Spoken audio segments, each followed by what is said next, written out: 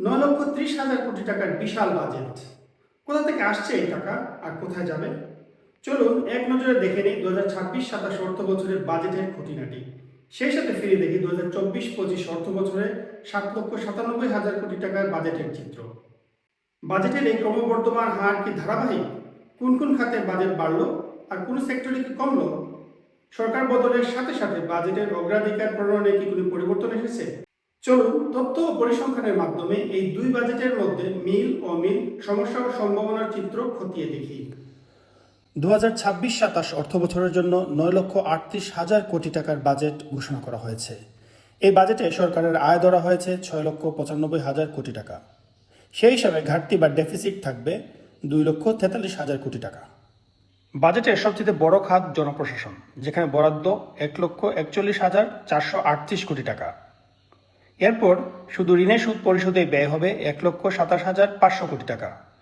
শিক্ষা খাতে বরাদ্দ 1,22,897 কোটি টাকা।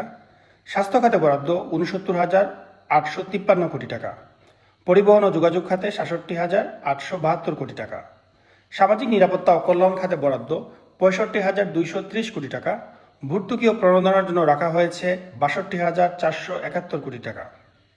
কৃষি খাতে বরাদ্দ 46,821 কোটি টাকা। স্থানীয় সরকার ও পল্লী উন্নয়ন খাতে বরাদ্দ 42,808 কোটি টাকা। প্রতিরক্ষা খাতে বরাদ্দ 42,591 কোটি টাকা এবং আইন শৃঙ্খলা ও জননিরাপত্তা খাতে বরাদ্দ রয়েছে 33,824 কোটি টাকা। সরকারের মোট রাজস্ব আয়ের লক্ষ্যমাত্রা ধরা হয়েছে 6,95,000 কোটি টাকা, যার সবচেয়ে বড় আয়ের উৎস হল ভ্যাট বা মূল্য সংযোজন কর, যেখান থেকে আদায় হবে 2,28,195 কোটি টাকা। দ্বিতীয় বৃহত্তম উৎস হচ্ছে আয়কর, যার লক্ষ্য 2,11,385 কোটি টাকা। এছাড়া সম্পূরক শুল্ক থেকে আদায়ের লক্ষ্য হচ্ছে 82,280 কোটি টাকা। আমদানি শুল্ক থেকে 69,151 কোটি টাকা। কর বহির্ভূত আয় বা নন ট্যাক্স রেভিনিউ থেকে সরকার পেতে চায় 65,000 কোটি টাকা। বাজেটে ঘাটতির পরিমাণ 2,43,000 কোটি টাকা। ঘাটতির সবচেয়ে বড় অংশ পূরণ করা হবে দেশীয় ঋণের মাধ্যমে। দেশীয় উৎস থেকে ঋণ নেওয়া হবে 1,27,000 কোটি টাকা। এর মধ্যে ব্যাংক ঋণ আসবে 1,12,000 কোটি টাকা, আর সঞ্চয়পত্র এবং অন্যান্য উৎস থেকে নেওয়া হবে 15,000 কোটি টাকা। অন্যদিকে বিদেশি ঋণ থেকে সংগ্রহ করা হবে 1,09,000 কোটি টাকা। এছাড়া উন্নয়ন সহযোগীদের কাছ থেকে 6,150 কোটি টাকা পাওয়ার আশা করছে সরকার।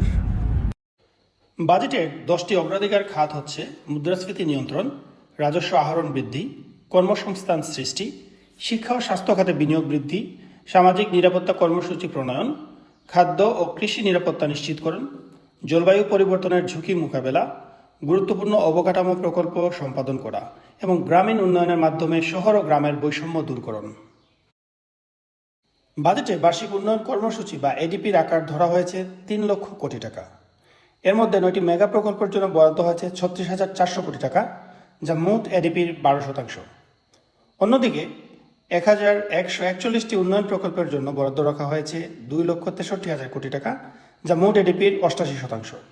সবচেয়ে বেশি বরাদ্দ পেয়েছে রূপপুর পারমাণবিক বিদ্যুৎ কেন্দ্র, 15,500 কোটি টাকা। দ্বিতীয় অবস্থানে রয়েছে এমআরটি লাইন 5।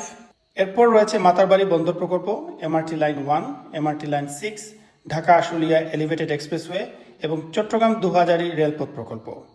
সরকার নতুন মেগা প্রকল্প হিসেবে পদ্মা ব্যারেজ নিয়েছে, তবে বরাদ্দ এখনও চূড়ান্ত হয়নি। 2024-25 অর্থ বছরে বাজেট ছিল 7,97,000 কোটি টাকা, আর 2026-27 অর্থ বছরে দাঁড়িয়েছে 9,38,000 কোটি টাকা। অর্থাৎ 2 বছরে বাজেটের আকার বেড়েছে 1,41,000 কোটি টাকা, যা 17% বৃদ্ধি। সবচেয়ে বেশি বৃদ্ধি পেতে দেখা যাচ্ছে স্বাস্থ্য খাতে। সামাজিক নিরাপত্তা, প্রতিরক্ষা, শিক্ষা এবং সুদ পরিশোধ খাতেও বরাদ্দ বৃদ্ধি পেয়েছে। অন্যদিকে জ্বালানি ও বিদ্যুৎ, ভর্তুকি ও প্রণোদনা, স্থানীয় সরকার এবং পরিবহন খাতে বরাদ্দ কিছুটা কমেছে। 2024-25 এবং 2026-27 অর্থ বছরের বাজেট তুলনা করলে দেখা যায় নীতিগত ধারাবাহিকতা বজায় রেখেই নতুন বাজেট তৈরি হয়েছে। নতুন বাজেটে দেশীয় উৎস থেকে অর্থায়নের উপর জোর দেওয়া হয়েছে, তবে সুদ পরিশোধ ব্যয় এখনও বাজেটের অন্যতম বড় খাত হিসেবে গণ্য হচ্ছে।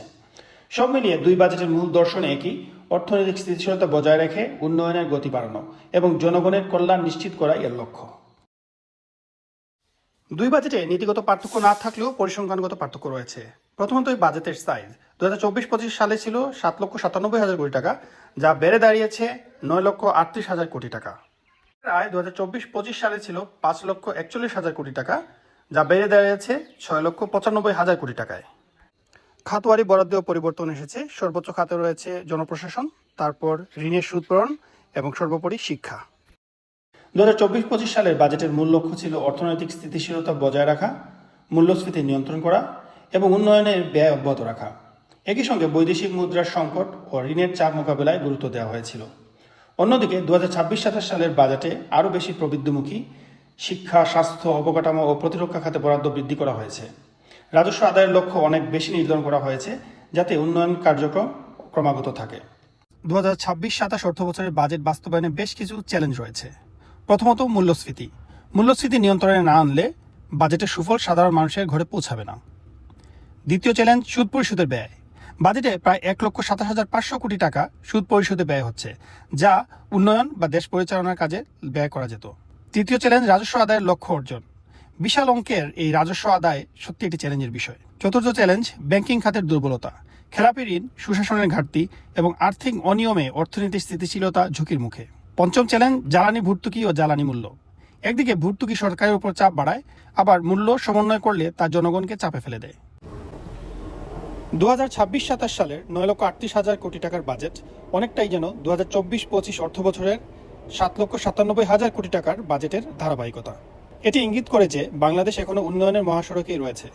2025-26 অর্থ বছরে 7,90,000 কোটি টাকার তুলনামূলক ছোট বাজেট যেন ছিল এক ধরনের সাময়িক বিরতি। উপসংহারে বলা যায়, 2026-27 সালের বাজেট বাংলাদেশের উন্নয়ন যাত্রাকে এগিয়ে নিয়ে যাওয়ার এক উচ্চাভিলাষী পরিকল্পনা, যার সফলতা নির্ভর করবে বাস্তবায়নের দক্ষতার উপর।